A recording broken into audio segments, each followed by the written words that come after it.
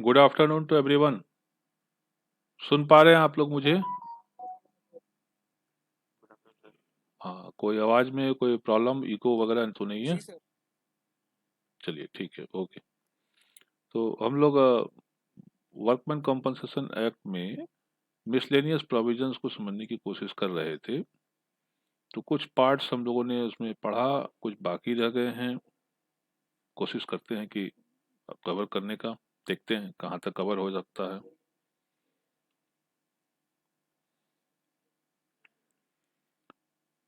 पिछले बार हम लोगों ने कहाँ तक पढ़ लिया था, याद है?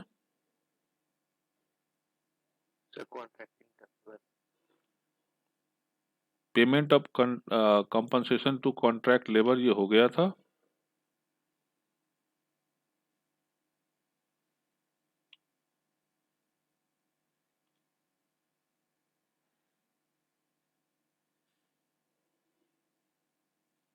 ठीक है, कॉन्ट्रैक्टिंग आउट, ये सेक्शन 17 है। कोई भी contract in so far as it purport to remove or reduce the liability of any person to pay the compensation or whereby the employee relinquish any right of the compensation from the employer for personal injury arising out of or in course of employment shall be null and void।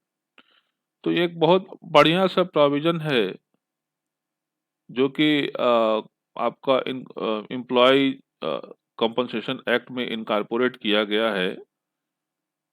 ठीक है, और reason इसका वही है जो आप लोग contract में पढ़ते हैं, क्योंकि आप जानते हैं कि पार्टी जो होती है दोनों साइड्स की, वो बैलेंस, मतलब उनमें जो है इक्विवेलेंस नहीं होता। एक साइड जो एम्प्लॉयर ग्रुप होता है वो काफी मजबूत होता है, दूसरी साइड में आपका एम्प्लॉय ग्रुप होता है वो थोड़ा कमजोर होता है।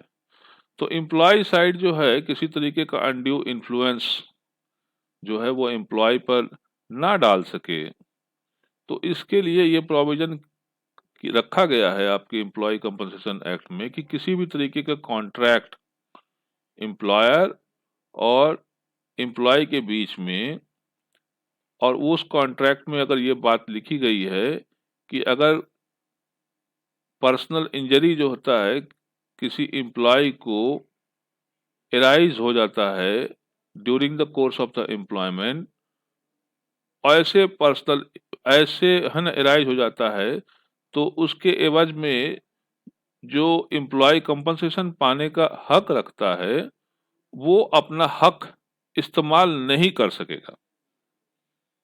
लिखवा लेते हैं कुछ एम्प्लॉयर जो होते हैं वो जब आपको एम्प्लॉयमेंट देते हैं तो एक शर्त लिखवा लेते हैं।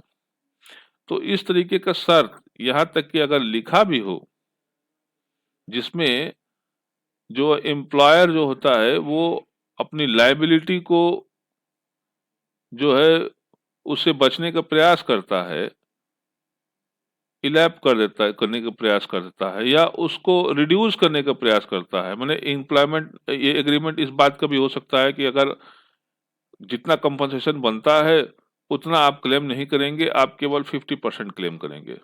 तो ये क्या हुआ, ये reduce the liability of the person to pay the compensation.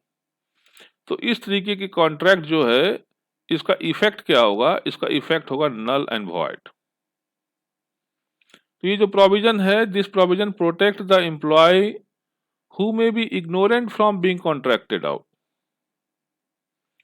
or it is possible that the employee may be induced by the employer to agree to a lesser amount or to abandon something which he is entitled under the act to claim।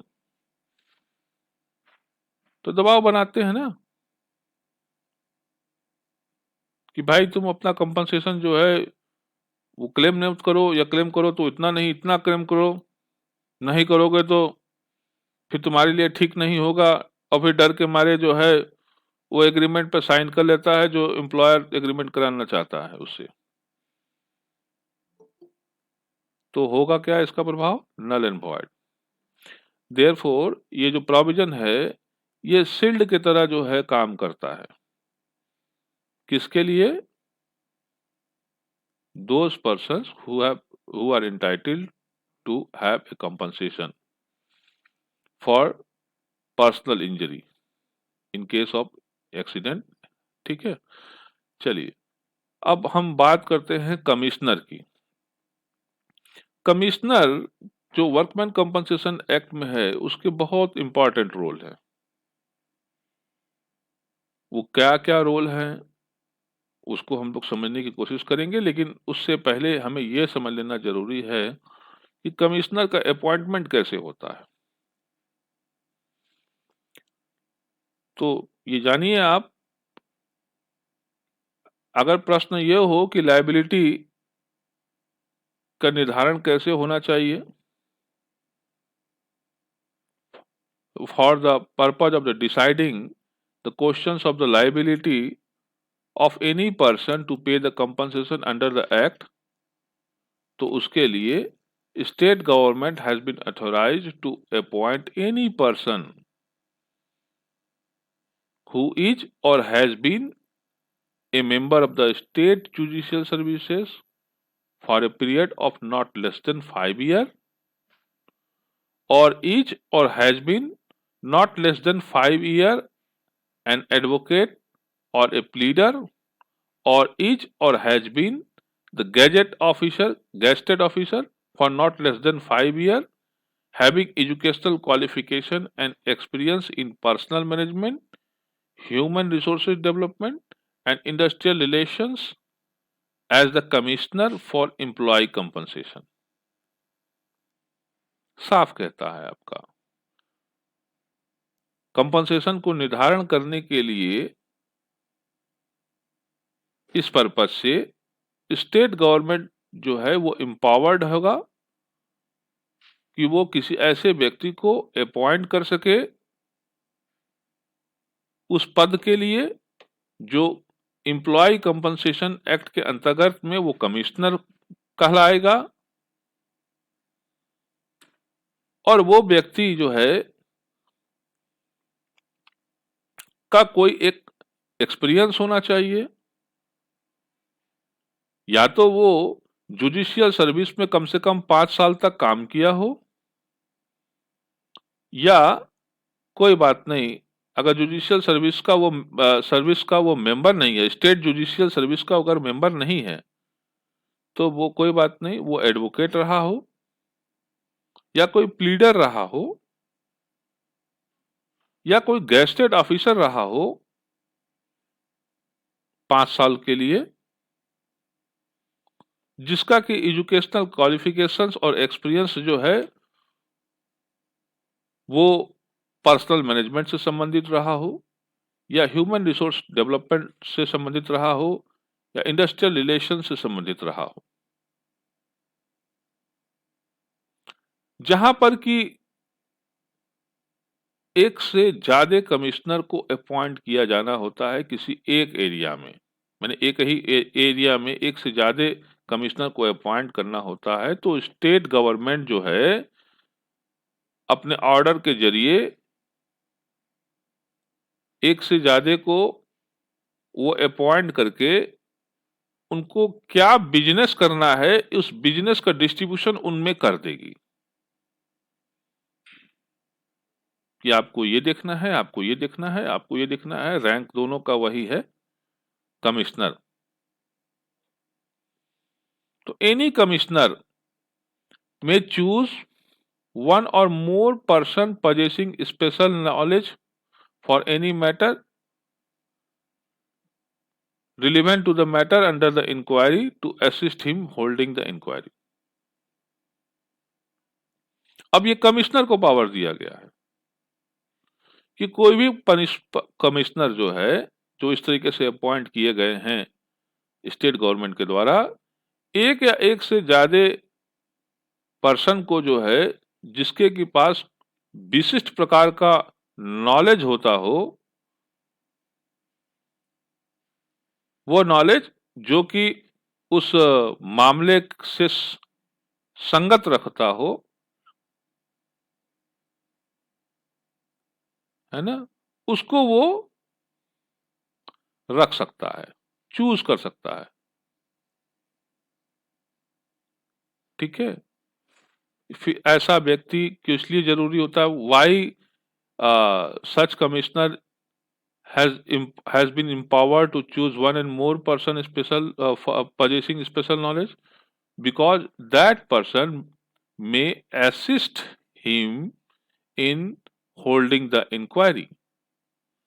जब commissioner को inquiry करना होगा तो ऐसा person जो है जिसके पास special knowledge होता हो उस मामले से संबंधित, जिस मामले का वो मैटर उसके सामने आया हुआ हो, तो वो असिस्ट कर सकता है ताकि जो इंक्वायरी का काम है वो पूरा किया जा सके। जुरिडिक्शन क्या होता है इन लोगों का? देखिए, आप पहले, मैंने आपको कल भी बताया था कि जो पार्टी होते हैं, पार्टीज कौन? वह व्यक्ति जो लायबल है और वो व्यक्ति जिसको कि कंपनसेशन पाना हो। तो ऐसे पार्टी जो होते हैं, they are free to settle the matter amicably by agreement. Agreement के जरिए वो अपने मैटर को सुलझा सकते हैं। ये सुविधा, इसको डिनाई नहीं किया गया है आपके एक्ट में। If the party concern could not settle the matter by mutual agreement, तब क्या होगा? तब they may refer the matter for the decision of the commissioner, the decision to the commissioner for workman compensation. तब नहीं कर पाया, agreement नहीं हो पाया, तब फिर अपने मैटर को फिर कमिश्नर के पास उनमें से कोई भी पार्टी भेज सकता है कि भाई कमिश्नर साहब आप ही मैटर को सुलझाइए। तो जो कमिश्नर है, in default of such mutual agreement, माने अगर इस तरह का कोई म्यूचुअल एग्रीमेंट नहीं है, तब उस केस में उसको डिसाइड करना होता है ऐसे सभी प्रश्नों को जो प्रश्न ये क्षमता रखती हैं कि ये लायबिलिटी कितना होगा किसी पर्सन का कंपनसेशन देने के लिए, और फिर इससे जुड़े हुए अन्य मामले उसको वो भी डिसाइड करने के लिए जो है कमिश्नर एम्पावर होता है। कौन कौन से मामले हो सकते हैं? जैसे कि the liability of any person to pay compensation, whether a person injured or is not a workman, क्या कोई पर्सन इंजर्ड है कि नहीं, क्या कोई पर्सन वर्कमैन है या नहीं, वो अमाउंट क्या होगा कंपनसेशन का, और वो ड्यूरेशन क्या होगा कंपनसेशन का, कितने समय के लिए दिया जाए, या एक मुश्त दिया जाए या फिर कुछ लंबे समय तक के लिए दिया जाए। वो डिसेबलमेंट के लिए कंपनसेशन दिया जाता है या मृत्यु अगर हो जाती है तो दिया जाता है। तो डिसेबलमेंट के केसेस में जब कंपनसेशन दिया जाता है तो इसमें ऐसे कुछ मामले होते हैं जहां प्रोपोर्शनेट कंपनसेशन दिया जाता है। प्रोपोर्शनेट कंपनसेशन, जितनी डिग्री का आपका डिसेबलमेंट होगा उसके अनुसार जो है आपको कंपनसेशन मिलेगा।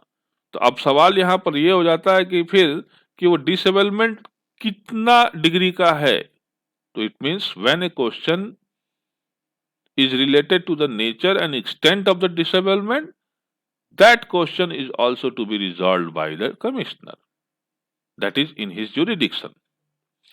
तो जो कमिश्नर होता है एक्टिंग अंडर दिस एक्ट, आप समझ लीजिए ये ट्रिब्यूनल होता है and not a civil court. जब कमिश्नर ये काम करता है तो वो किस हैसियत से करता है? आप इसको क्या कहते हैं? आप कहते हैं कि they are tribunal, they are not the civil court, and his function is to judge and decide, not merely to inquire and advise। So be it clear, inquiry is not sufficient, advising is not sufficient, It is not the only purpose for which the commissioner has been appointed by the state government. Commissioner has been appointed also for judging and decide on the matter. नहीं, ये 7 semester का है। तो medical evidences होते हैं इस दौरान जो प्रोड्यूस किए जाते हैं, they are only the opinion. तो क्लियर हो जाइए आप, उसका प्रभाव क्या होता है कि वो केवल ओपिनियन की कैटेगरी में रखा जाता है। तो आप लोग एविडेंस पढ़े हैं, आपको मालूम है कि एक्सपर्ट ओपिनियन होता है, they are relevant but they are not the decisive factor. It is the court who has to take the decisions. These may be helpful in only taking the suggestions as has been suggested by these experts. So medical evidences being only the opinion is not decisive to the questions. It is the commissioner who has the power to independently give a findings as to the extent and the loss of the earning capacity. तो ये commissioner होता है, उसी के पास में ये केवल power है इस बात को फाइंड आउट करने का कि कितने डिग्री का डिसेबलमेंट है और फिर उसके कारण कितने स्कोप का, माने कितने हद तक किसी व्यक्ति को अर्निंग कैपेसिटी में लॉस हुआ है। तो इसमें एक और बात समझ लीजिए कि सिविल कोर्ट के पास में किसी तरीके का जुरिडिक्शन नहीं होता है कि इस मैटर को सेटल करने का या डिसाइड करने का, और ऐसे प्रश्नों को सुनने का, जिस प्रश्न को निर्धारित करने का, जिस प्रश्न को डिसाइड करने का पावर कमिश्नर को दिया गया है।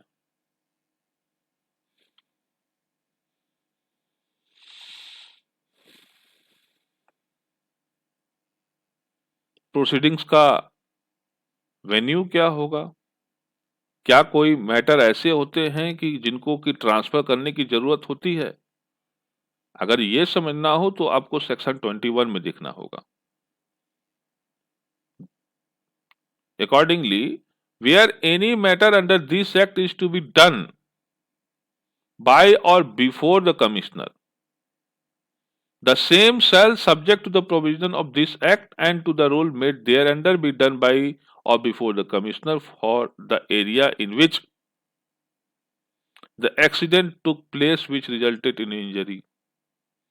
The employee, or in case of his death, the dependent claiming the compensation ordinarily resides. The employer has its registered office. ठीक है, तो ये एक जनरल सी बातें हैं जहां पर कि कोई मैटर है जिसको कि देखा जाना है, सुना जाना है, समझा जाना है एक कमिश्नर के द्वारा, तो वही काम, वही मैटर जो है देखा, समझा, सुना, जाएगा इस एक्ट के बताए हुए प्रोविजंस के अनुसार। इस एक्ट के द्वारा नियमित होने वाली जो रूल्स हैं उसके द्वारा, और उस कमिश्नर के पास, उस कमिश्नर के द्वारा उसको, उस कार्य को किया जाना है।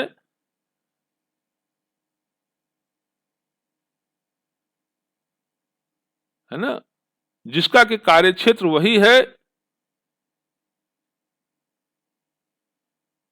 जहां पर कि कोई एक्सीडेंट हुआ है और उससे इंजरी हुई है, और इंजरी के कारण किसी को कंपनसेशन पाना हो, तो वो बंदा जिसको कंपनसेशन पाना हो उसने उसके एरिया में उन्हें उस कमिश्नर को एप्लीकेशन फाइल किया है।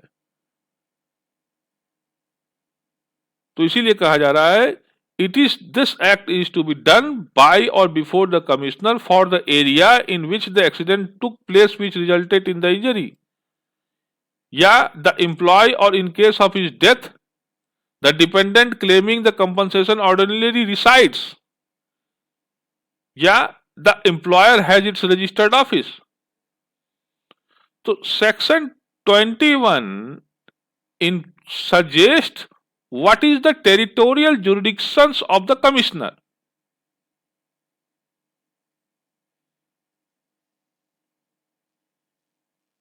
Why it is important? Because no commissioner can overreach the jurisdictions of some other commissioner. But exceptions has always its root. Here also, this section has been supplemented with the proviso clause which provide that no matter shall be processed before or by a commissioner other than commissioner having jurisdiction over the area in which the accident took place without his giving notice in the manner prescribed by the central government to the commissioner having jurisdiction over the area and the state government concerned.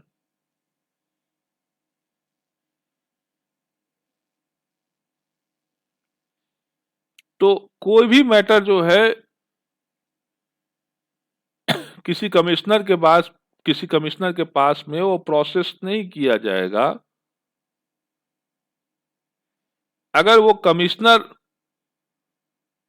के पास में jurisdiction नहीं है, ठीक है, without his giving notice to the manner prescribed by the central government or to the commissioner having jurisdiction over the area and the state government concerned. This means that there is a scope of taking the matter or entertaining the matter which matter ordinarily does not come in his jurisdiction, and that scope come through the reference, and that reference may be come from the central government or may be come from the state government. So if the central government and central government and or state government, they want that the certain commissioner process the matter which ordinarily does not come in his jurisdiction, then that commissioner become able to entertain that matter. I think you got it. Now come to the next point. What is the power of the commissioner with regard to requirement of further deposit in case of fatal accident? So whenever the accident proved fatal,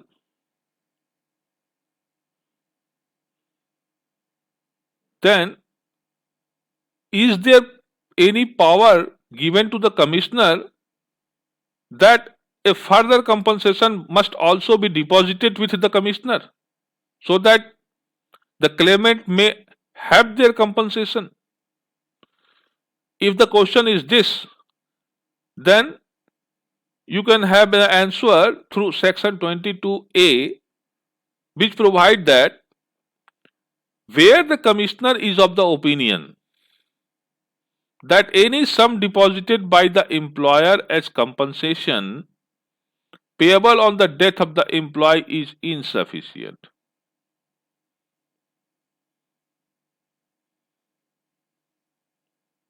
then he is empowered to call upon by a notice in writing stating his reason, call upon to employer. Why? To show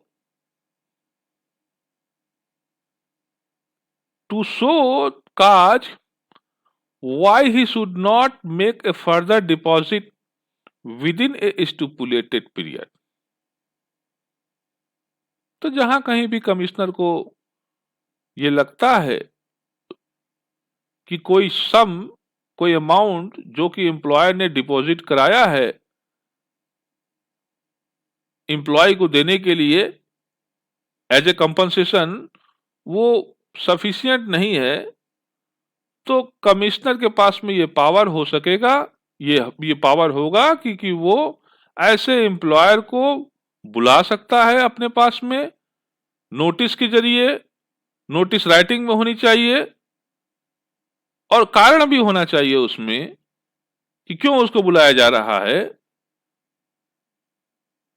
और फिर वो employer से वो पूछ सकेगा ऐसा commissioner कि क्यों नहीं उसको जो है इतने से इतने समय के बीच में, माने स्टुपुलेटेड टाइम पीरियड के बीच में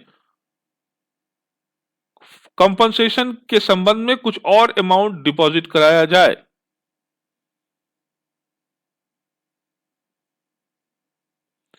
And if the employer he failed to show cause to the satisfaction of the commissioner, then the commissioner may make award determining the total amount payable and requiring him to deposit the deficiency.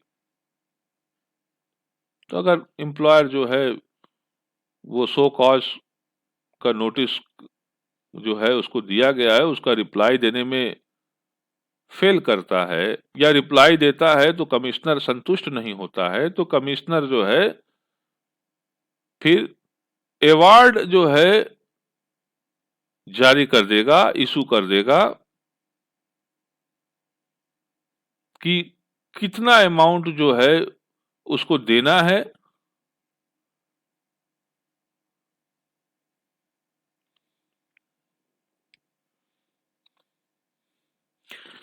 ये तो power हो गए। कुछ अन्य powers भी हैं जो कि प्रोसीजरल नेचर के होते हैं कमिश्नर के पास में।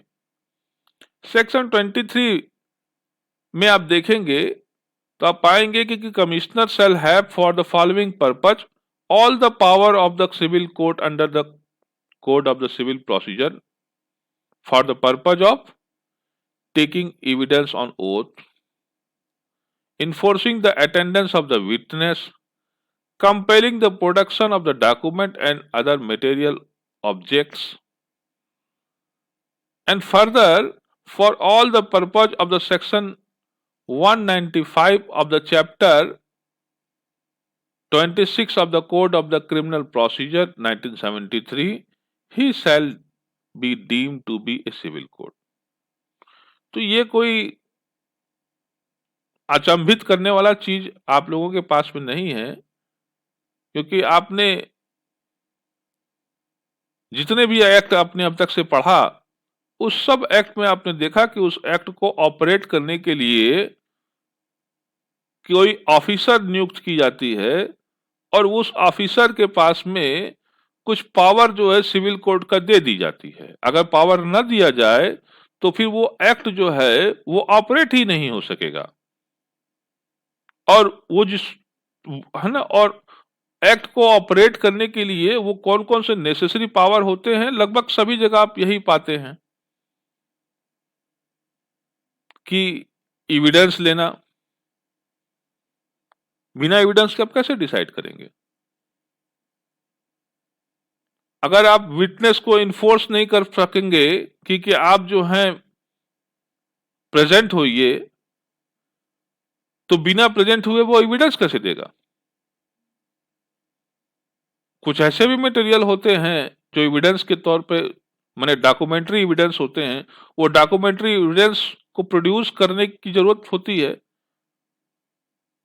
कोई आदमी दबा के रखा हुआ है, नहीं दे रहा है, वो एविडेंस के रूप में काम आ सकता है, तो उसको कंपेल करके प्रोड्यूस कराना ये जिम्मेदारी होती है कमिश्नर के लिए। और फिर उसके लिए उसको वो सारे पावर जो एक जज को सीपीसी के अंतर्गत में मिलते हैं, वो पावर यहाँ पर ऐसे ऐसे मामलों के लिए आपको इनको मिलेंगे।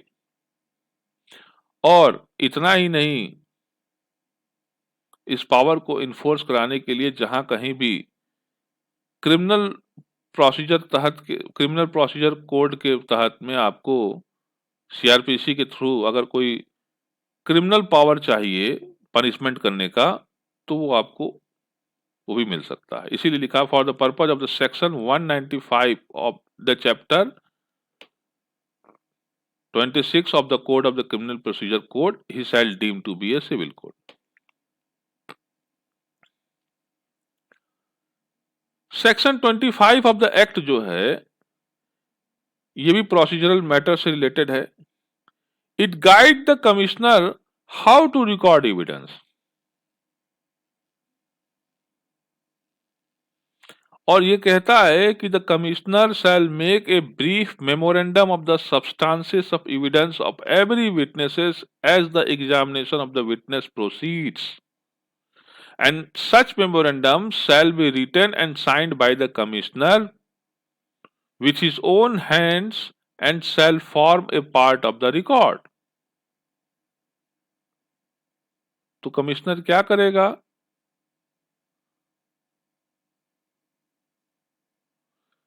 जब विटनेस का कार्य जो है वो प्रोसीड्स हो रहा होगा, माने गवाह जो है वो अपना बयान दे रहे होंगे, तो उनकी जो बयान है उसका मेमोरेंडम जो है, उसकी बयान का जो सार होगा, उस सार को माने वो सब्सटेंसेस को जो है वो नोट डाउन करेगा और उसको साइन करेगा अपने हाथों से, और फिर वो रिकॉर्ड का पार्ट होगा। It will then become the part of the record and that record is a record of the evidence. लेकिन चूंकि आपने देखा कि यहां पर यह कहा जा रहा है कि यहां पर कमिश्नर को खुद करना होगा, तो कमिश्नर तो सब चीजें कर नहीं सकता, तो उसको कुछ न कुछ इसके लिए रिलैक्सेशन देना होगा। क्योंकि आप लोग कोर्ट में भी देखते हैं कि जज साहब जो है अपना दूसरा प्रोसीडिंग माने किसी मैटर को सुन रहे होते हैं और लिखने और गवाह की नोटिंग करने का काम जो है उनका ऑफिस में कोई दूसरा कर रहा होता है, लेकिन उनकी नजर बनी हुई है कोई आदमी कैसे गवाही दे रही है कैसे नहीं दे रहा है। तो कुछ चीजें जो कोर्ट में होती है सिविल कोर्ट में, जब वहां हो सकती है तो यहाँ भी तो कुछ रिलैक्सेशन देना ही चाहिए। तो इसीलिए आगे कहा जा रहा है कि if the commissioner is prevented from making such memorandum he shall record the reason of his inability to do so and shall cause such memorandum to be made in writing from his dictation and shall sign the same and such memorandum shall form the part of the record. अगर commissioner जो है लिखा गया is prevented from making the such memorandum, तो how a commissioner is prevented from making the such memorandum? Suppose a commissioner got injured and his right hand through which he used to write it become damaged and he is not able to write. At the most he can do is to dictate.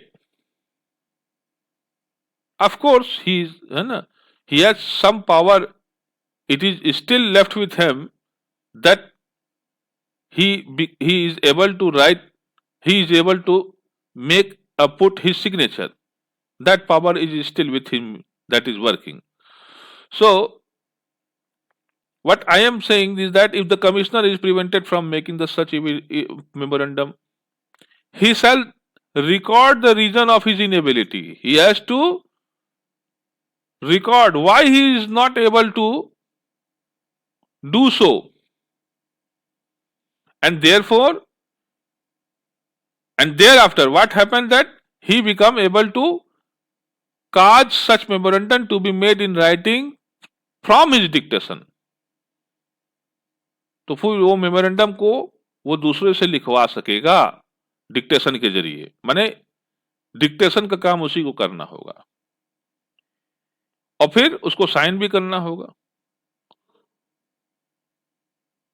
और फिर तब जाकर के वो record का part बन जाता है।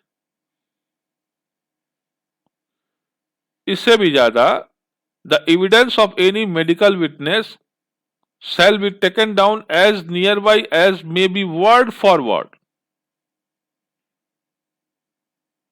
तो एविडेंस है आपका मेडिकल एविडेंस, खास तौर से मेडिकल विटनेस के द्वारा जो प्रोड्यूस किया गया जो एविडेंस है, इसको वर्ड बाय वर्ड लिखने की जरूरत होती है।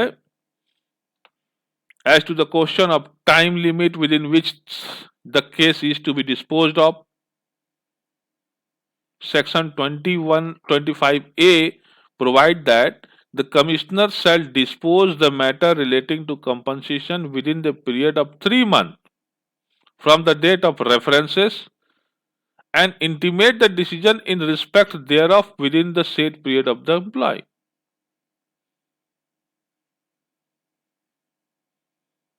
प्रश्न ये है कि कितने समय के अंदर में किसी मैटर को अगर डिस्पोज करना होता है कमिश्नर के द्वारा, तो इसके लिए आपको सेक्शन 25A देखना पड़ेगा, जो कि कहता है कि कमिश्नर जो है ऐसे मामलों को जो है 3 महीने के भीतर भीतर उस तारीख से जिस तारीख को वो केसेस उसके पास रेफर्ड होकर के आया है उसको डिस्पोज ऑफ करने की जरूरत होती है।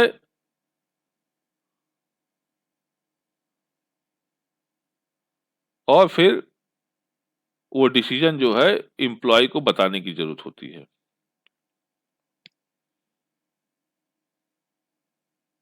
Recovery of amount payable by person under this act, recovery की बात कर रहा हूं।